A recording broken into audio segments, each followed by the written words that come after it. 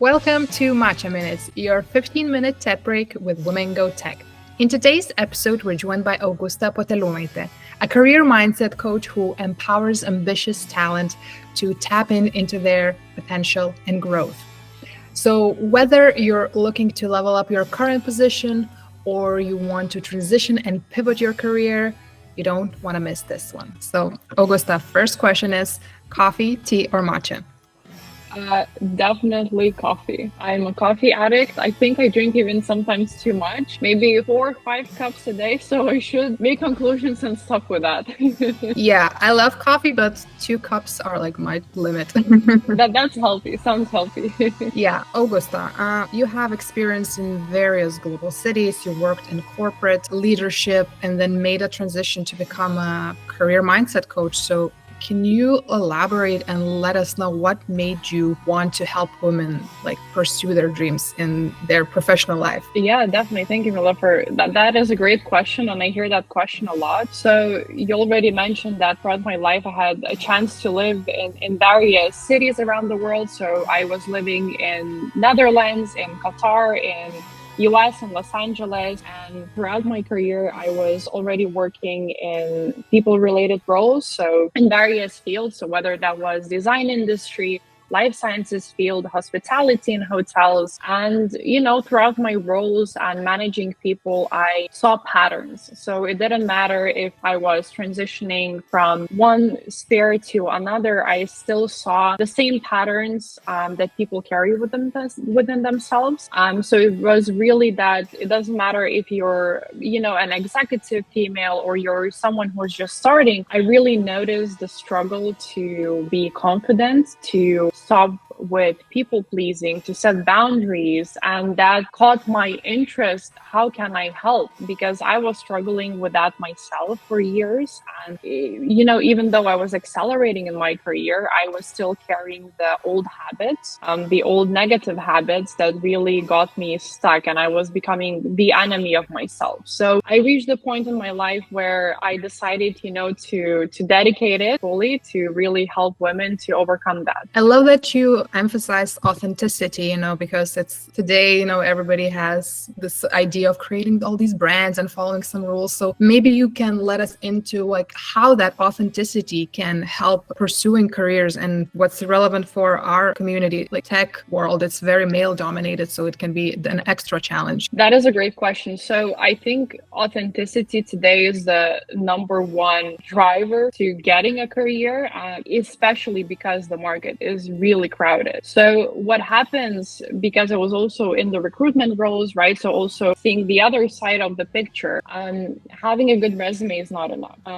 Having, an interview is not enough. What employers are really looking nowadays is into who you are. How can you sell yourself? What distinguishes you as a person from others in the market, right? So authentic means knowing yourself in and out. It means knowing what are your strengths, what are your weaknesses, what are your competencies. So if you're changing roles, what have you learned from the past? How are you gonna, carry these learnings forward? What are you gonna bring to the table? So that is not only, related to having a good LinkedIn profile, but it's really about telling a narrative around yourself and your experiences. So that is a key. Have you coached someone who wanted to go into the tech industry? I did. I had one female, and she was also previously, working in the hospitality industry, always very passionate about IT, and she decided to transition. So that was a very interesting journey from her side.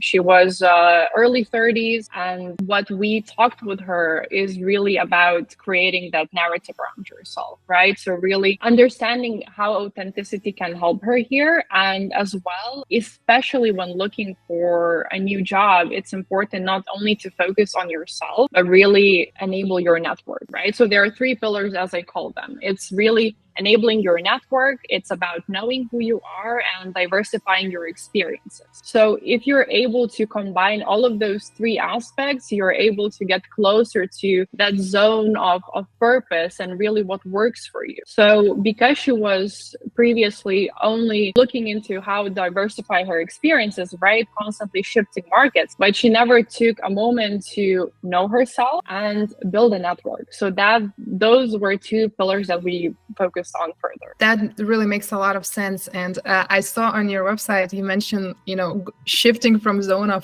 excellence to the zone of genius. Can you elaborate a little bit on that? Definitely. So this is something that I also discovered throughout my career, that a lot of people usually end up in the zone of excellence. And zone of excellence is something, that you're good at. You have a good salary. People praise you for this.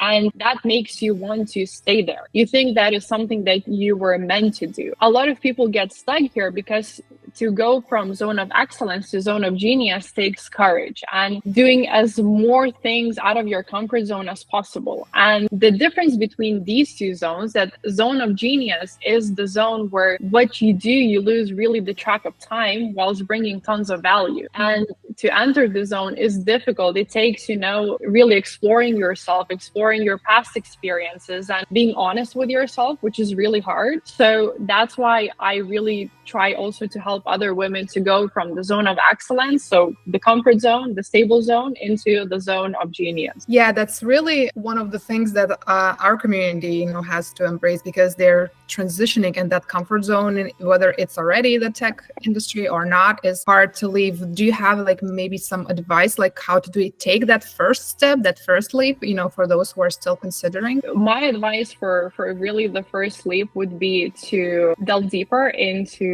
looking, okay, what throughout my life I was lacking. So really do the assessment, right? Given my current role, for instance, what are the energy drainers for me? What gives me energy? Even full exercise, going through your calendar, right? And really scanning through, okay, what are the activities that fulfills me throughout the day and what are those that drains me? Now, this is the first step to really start creating a picture of what you should do more of. And this is the first step to get into that analysis. Yeah, that makes sense. Some things we're excel and we want to do more, but the other things are let's avoid that. I love that you have such international experience. What do you think? Does culture impact women? Having lived in Doha and then Amsterdam, it's very different places. How the culture and maybe your own, country of origin influence that change? I think the impact is really big on having that experiences, and I'm really grateful for those because it really allowed me to be more open-minded and really empathetic. So that's what I'm reflected on, that using that empathy, the ability to relate to others, brought me to be able to help people. And diversity, I think nowadays, right, it doesn't matter where you're gonna go, there's a lot of diversity in companies and everyone is talking, and it's such an important topic. The more people are exposed to it, the more creative they can be, right? It also fosters creativity, ability to make better decisions and other ways that really support. Yeah, absolutely. I'm curious, have you noticed some very common misconceptions that maybe your clients have or in general about that career development, that you need to follow a very particular path or something like that? That is a great question. So I think when people think about career development or changing careers, right, they immediately think about, it's going to be such a boring and dull process, right? I'm going to go on LinkedIn and I'm going to just hit the apply button and that's it, which is usually false. So that perception already predetermines your thought pattern, right? If you're already having such negative beliefs around it, you're not going to enjoy the experience. Whereas shifting your mindset and opening yourself to admitting that it might be a longer path of exploration, it might be harder, but with that, finding how you can enjoy it and also throughout this experience gain more relative skill sets and knowledge, right? It's also about expanding your network. It's about having the time to really try out new things and get in touch with people to get more clarity about different roles. So it really gives you that freedom to explore. So I see that a lot of that fixed mindset about what it is to,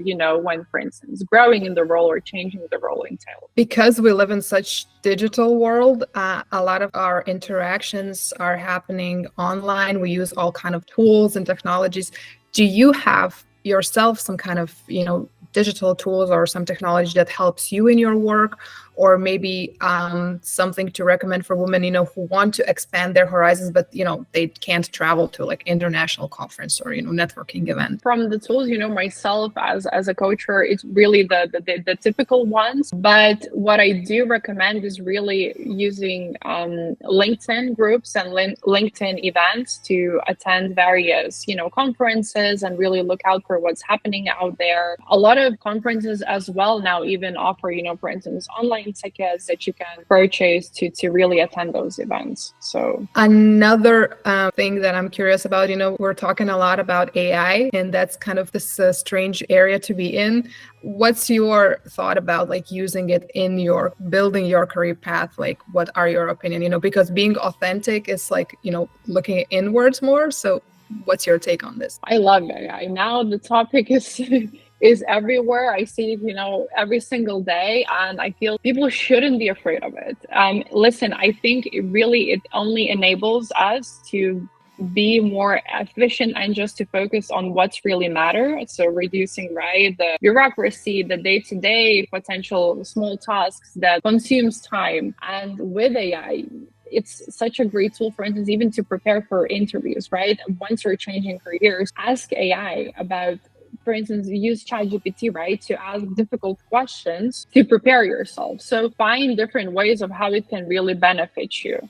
And I use it myself. For instance, ChatGPT, I use it every single day for the questions, or structuring some frameworks. So it really helps. I love that, because sometimes people are like, it's hard just because you feel like, oh, this is not me, but it's just a tool, Before we wrap up, is there anything that you could either relay or advise to anyone who's watching who are unsure how to proceed in their changes, in career changes, anything that we haven't spoken yet that could help them in that path, whether they're already beginners or they're intermediate, or they're maybe have amazing career but don't feel confident in it? My advice would be really to take time to reassess yourself again. So go back a couple of steps and look into what have you gained, what competencies have you gained throughout your past experiences, what are your core values and strengths, and how can you apply those. The second step, what is really important, is to make sure that you are able to tell a narrative also through professional social media. So whether that's LinkedIn, right? Create a narrative within your profile. That's gonna, again, set you apart and make you more professional. I think these, as the first steps, are important to follow. Really, really great advice. And so if anyone wants to find you, somewhere, get in touch or just see what you're doing, where can they find you online? Yeah, well, I'm everywhere. You can find me on LinkedIn. I'm also, I do have Instagram, and I do have my own personal website, toherpotential.com, various social media where you can reach out to me. Yeah, we're going to link that in the description. So thank you so much, Augusta. It was a really interesting conversation, and also so many practical, some advice for everyone. So thank you so much again. We hope to speak to you soon. Have a lovely rest of the day. Thank you so much, Milda. It was a great pleasure to speak with you.